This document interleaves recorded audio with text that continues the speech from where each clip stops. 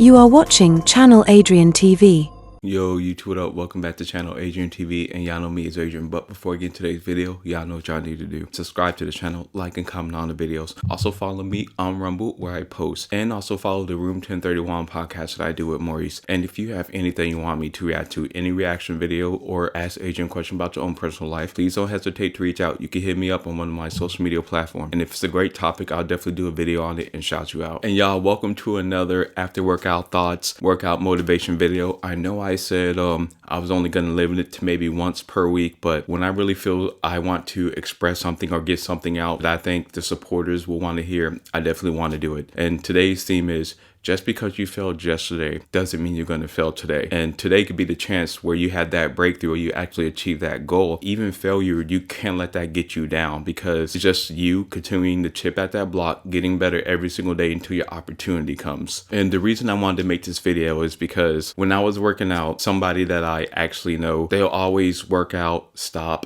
work out, stop, workout, stop. And the main reason they would stop is because they didn't see any results. To make a long story short, they didn't see the results because they weren't really putting themselves through the work as far as the diet side, and also they would give up when they didn't see results quickly. And this is what I want all of you to know: you can't give up so fast. You have to really be meticulous and chip at that block or chip at that wood, however you want to view it. You have to continuously chip at it every single day to become better. And the great thing about that is that translate to life. That could translate to any goal you're trying to achieve. As long as you're doing it right, you can learn where you're failing at so you can improve. And that's the main thing where people mess up. They're trying to take shortcuts. Let me tell you this: the long way is the shortcut way, because if you do it the long way first, you'll develop the habits. So when you do become better doing it the long way, you could figure out shortcuts. It's no different than how they teach you. Well, y'all know I'm an old head, so I don't know if they do this anymore. When they teach long division, and then when they teach short division, they teach you the long way first so you understand the principles, and then they teach you the shortcut way because you understand the principles. So that's when you could cut corners. View the same thing when it comes to your goals, because people have asked me, how come you never be down? How come you never sit around moping? It's because every single day I'm working to become better. Now, some of you may be at a dead-end job, so you may not be motivated to become better, but the thing is, you have to, because you have to have that good positive attitude to continue to put in that work. So maybe it could get you a step closer to that job. Maybe it could get you a step closer to that goal that you want. So you gotta have to have that type of mindset and focus on the end goal. So many people are so short-sighted in their vision and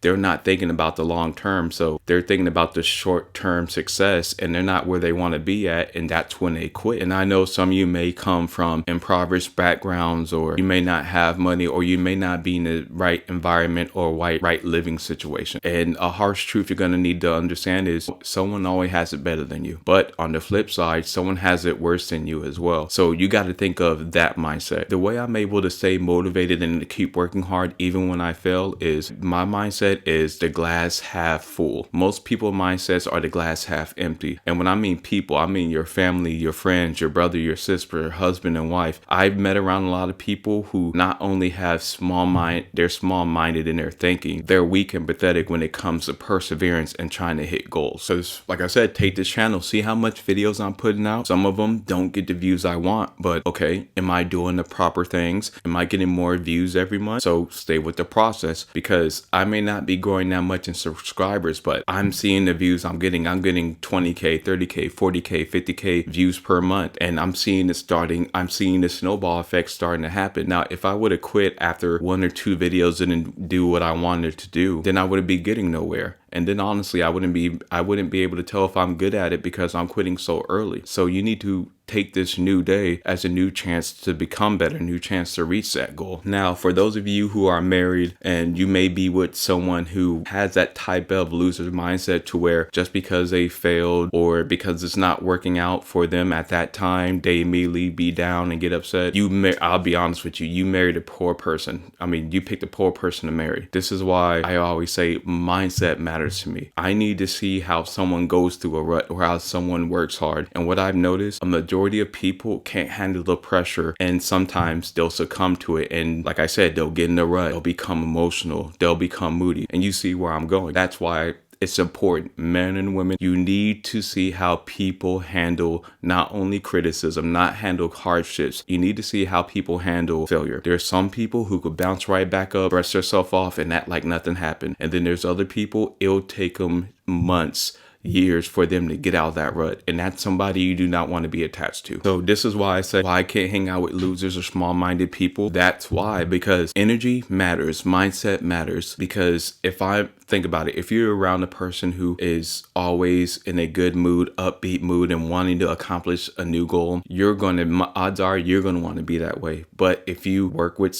or if you're around someone who's always sitting there moping and mad that it's not going their way, and they start blaming the world and blaming everything else, then you're going to be in the mood that you don't want to improve. And that's what I mean. It takes a very tough-minded person to hang around people like that and not get succumb to those same pressures and have those same feelings people do. This is why I say I'm the exception to the rule. I don't care if everyone is fat around me, broke around me, or lazy. Like, that doesn't plague me. But I know that's an exception, not the rule, because I know a lot of people who have said to me personally, Adrian, the reason it's hard for me to have focus because my wife is lazy, my husband's lazy, or, my environment. And this is why I say you have to protect your peace. This is why, like I said a lot of times in these videos, I don't hang around losers. I don't hang around lazy people. Honestly, if I'm around those type of people, I'll get annoyed. So I'd rather just leave them alone. Even at work, I can respect the person, but if I don't respect your work ethic and how you move, and your morals and principles, I'll just completely leave you alone, because life is too short and life is too hard. So why would I want to make it harder for myself dealing with those type of people? And I know some of you are saying, well, Adrian, that's my family. That's fine. You don't have to hang out with them 24/7. This is why, if I need to do work and environment to where I know it's going to bother me, go to the library, go somewhere,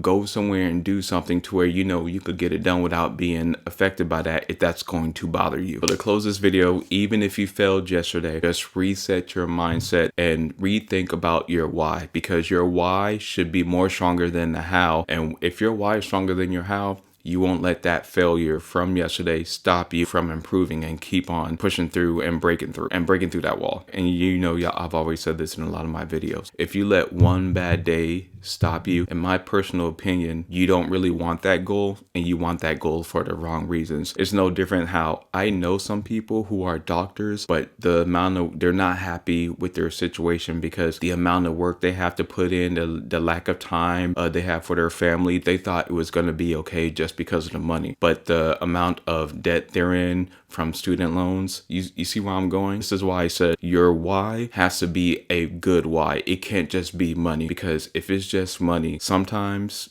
when you do get that money, people find out it's not really for them. Y'all remember to like, comment, and subscribe. And just because you failed yesterday doesn't mean you failed today. Get out there and work.